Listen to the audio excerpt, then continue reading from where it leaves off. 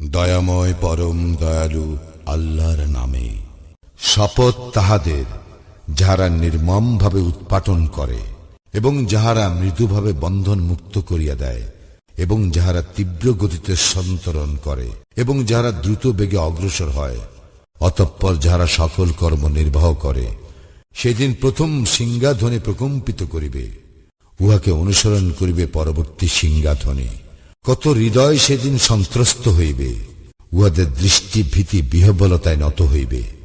তাহারা বলে, আমরা কি পূর্বাবস্থায় প্রত্যাবর্তিত হইবই? গলিত অস্থিতে পরিণত হওয়ার পরও তাহারা বলে, তাহাই যদি হয় তবে তো ইহা সর্বনাশা প্রত্যাবর্তন, ইহা তো কেবল এক বিকট আওয়াজ। তখনই ময়দানে উহাদের আবির্ভাব হইবে। তোমার নিকট মুসার বৃত্তান্ত পৌঁছিয়াছে কি? যখন তাহার প্রতিপালক পবিত্র উপত্যকা তুয়ায় তাহাকে আহ্বান করিয়া বলিয়াছিলেন, ফিরআউনের নিকট যাও, সে তো সীমালঙ্ঘন করিয়াছে, এবং বলো, তোমার কি আগ্রহ আছে যে তুমি পবিত্র হও, আর আমি তোমাকে তোমার প্রতিপালকের দিকে পথ প্রদর্শন করি, যাহাতে তুমি তাহাকে ভয় করো। অতঃপর সে উহাকে মহা নিদর্শন দেখাইল, কিন্তু সে অস্বীকার করিল এবং অবাধ্য হইল। অতঃপর সে পশ্চাৎ ফিরিয়া প্রতিবিধানে সচেষ্ট হইল। সে সকলকে সমবেত করিল এবং উচ্চস্বরে ঘোষণা করিল, আর বলিল, আমি তোমাদের শ্রেষ্ঠ প্রতিপালক।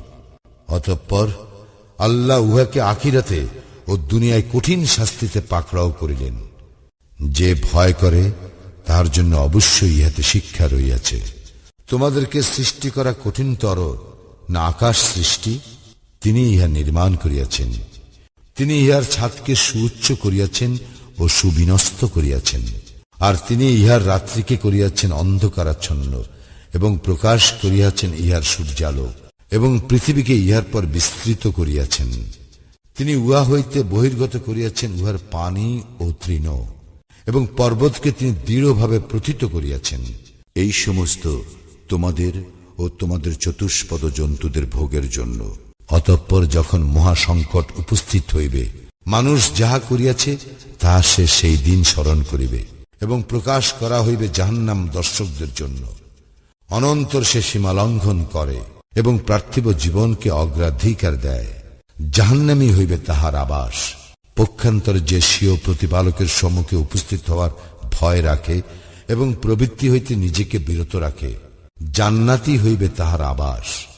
উহারা তোমাকে জিজ্ঞাসা করে কিয়ামত সম্পর্কে, উহা কখন ঘটিবে? ইহার আলোচনার সঙ্গে তোমার কি সম্পর্ক?